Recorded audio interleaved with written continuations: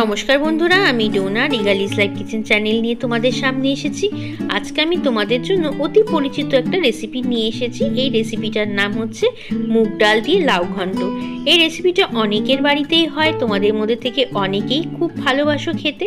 আমি কি করে মুগ ডাল দিয়ে লাউ ঘন্ট রান্না করি তার রেসিপি তোমাদের সঙ্গে শেয়ার করতে চলে এসেছি। আশা করি তোমাদের আমার রেসিপি ভালো লাগবে। যদি ভালো লাগে তাহলে অবশ্যই চ্যানেলটাকে সাবস্ক্রাইব করে নিও। চলো কথা না বাড়িয়ে ঝটপট রান্নাঘরে গিয়ে আজকে রেসিপি শুরু করে দিই। কড়াতে আমি খুব সামান্য পরিমাণেই তেল দিচ্ছি। 2 থেকে আড়াই চামচের মতো তেল দিলেই যথেষ্ট। এই রান্নাটা সর্ষের তেলে করতে হবে। তেলটাকে খুব ভালো করে গরম করে নিয়েছি। এর মধ্যে 2টো শুকনো লঙ্কা ফোড়ন দিলাম আর দিলাম একটা তেজপাতা। শুকনো লঙ্কা থেকে সুন্দর গন্ধ বেরিয়ে গেছে। এখন আমি এর মধ্যে দিয়ে দিচ্ছি গোটা জিরে।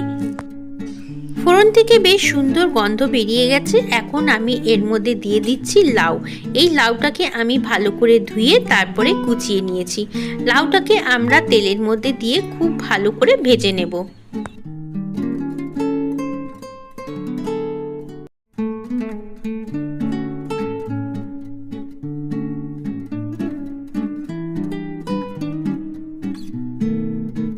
যেহেতু মুগ ডাল দিয়ে লাউ, সেজন্য মুগ ডালটাকে আমি খুব ভালো করে ধুয়ে একটু ভিজিয়ে রেখেছিলাম।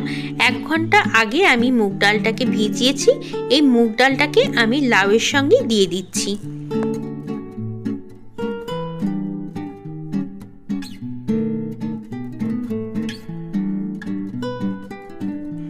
এখন আমরা বেশ খানিকক্ষণ সময় ধরে লাউ আর মুগ ডালটাকে ভালো করে ভেজে নেব।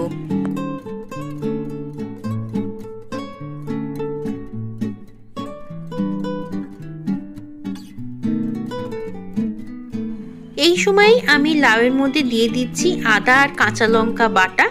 আদা কাঁচা লঙ্কাকে আমি একটু হামানদির সাথে ভালো করে থেতো করে নিয়েছি। তোমরা চাইলে মিক্সির মধ্যেও বেটে নিতে পারো। এই রেসিপিটাতে একদমই মশলার ব্যবহার হবে না। খুব সামান্য পরিমাণে মশলাতেই এই সুন্দর রেসিপিটা তৈরি হয়ে যায়। এখন আমি লাউয়ের মধ্যে দিয়ে দিচ্ছি পরিমাণ মতো নুন। নুনের ব্যাপারটা যার যার ব্যক্তিগত। এখন আমি নুনের সাথে দিয়ে দিচ্ছি এর মধ্যে 2টো কাঁচা লঙ্কা। ঝালটাও কিন্তু যার যার ব্যক্তিগত। যদি বেশি ঝাল খেতে হয় তাহলে অবশ্যই কাঁচা লঙ্কার পরিমাণ বাড়িয়ে দিতে হবে। এখন এটাকে আমরা 10 মিনিটের জন্য এইভাবে ঢাকা দিয়ে রেখে দেব।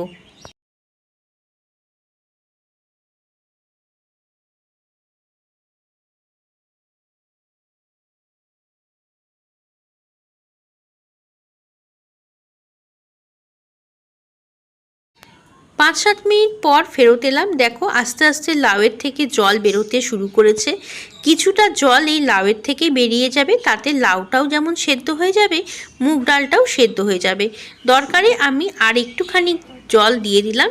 এটা হামানদিস্তার মধ্যে যে আদা আর কাঁচা লঙ্কা থেতো করেছিলাম সেইটা ধুয়েই সামান্য পরিমাণে একটু জল দিয়ে দিলাম। আমি যেহেতু একবারই সেদ্ধ করতে বসিয়ে দিচ্ছি, সেই জন্য 1/4 কাপের মতো জল আমি লাউটার মধ্যে দিয়ে দিলাম। এখন এটাকে ঢাকা চাপা দিয়ে আমি যতক্ষণ না লাউটা সেদ্ধ হচ্ছে ততক্ষণ আমি অপেক্ষা করব।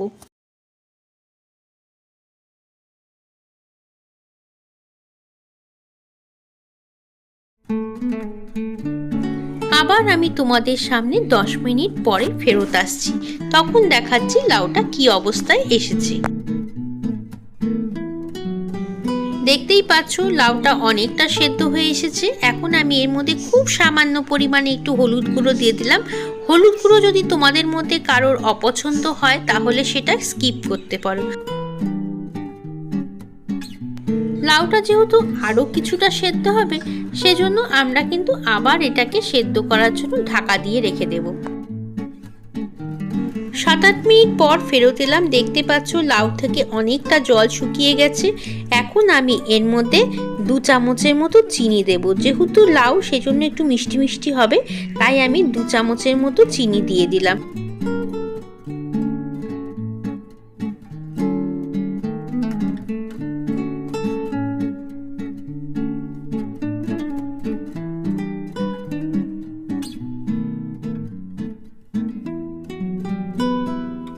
লাউ লাউ রান্নাটা কিন্তু প্রায় আমার শেষের দিকে এসে গেছে। এর মধ্যে দেখলে তো কোনো মশলাই পড়লো না। দেখো বেশ সুন্দর একটা মাখো মাখো ব্যাপার এসে গেছে। এর মধ্যে এখন আমি যে জিনিসটা দেব সেটা হলো ঘি। যেহেতু নিরামিষ রেসিপি সেজন্য অবশ্যই একটু ঘি দিতে হবে। ঘি দিলে স্বাদটাও বেশ সুন্দর হয় আর গন্ধটাও অপূর্ব হয়। চলো এবার ঘিটাকে খুব ভালো করে নাড়াচাড়া করে আমরা গ্যাসটা বন্ধ করে পরিবেশন করে দিই। কেমন লাগলো আজকের এই কম তেল মশলার লাউয়ের ঘন্ট রেসিপি? যদি ভালো লাগে অবশ্যই কিন্তু বাড়িতে একবার ট্রাই করে দেখো।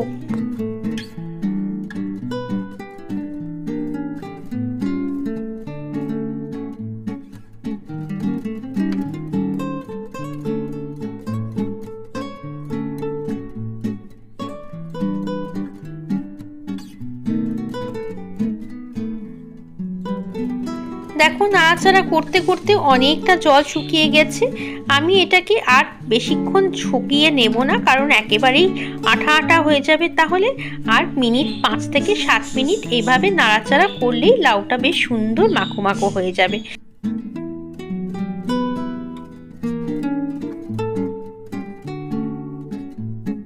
এই দেখো তৈরি হয়ে গেছে মুগ ডাল দিয়ে নিরামিষ লাউ ঘন্ট। এইভাবে লাউ রান্না করলে এক থালা ভাত দেখবে এই দিয়েই খাওয়া হয়ে যাবে। আর যারা নিরামিষ খেতে পছন্দ করো তাদের কাছে তো এই রেসিপিটাও অমৃত। কেমন লাগলো আমার রেসিপি? যদি ভালো লাগে অবশ্যই লাইক কমেন্ট শেয়ার করো। নতুন বন্ধু হয়ে থাকলে চ্যানেলটাকে সাবস্ক্রাইব করে নিও। চলো তাহলে আজকের মতো তোমাদের কাছ থেকে বিদায় নিচ্ছি। আবার আসবো অন্যদিন অন্য একটা সুন্দর কোনো রেসিপি নিয়ে। ততক্ষণ তোমরা সবাই ভালো থেকো এবং সবাইকে টাটা।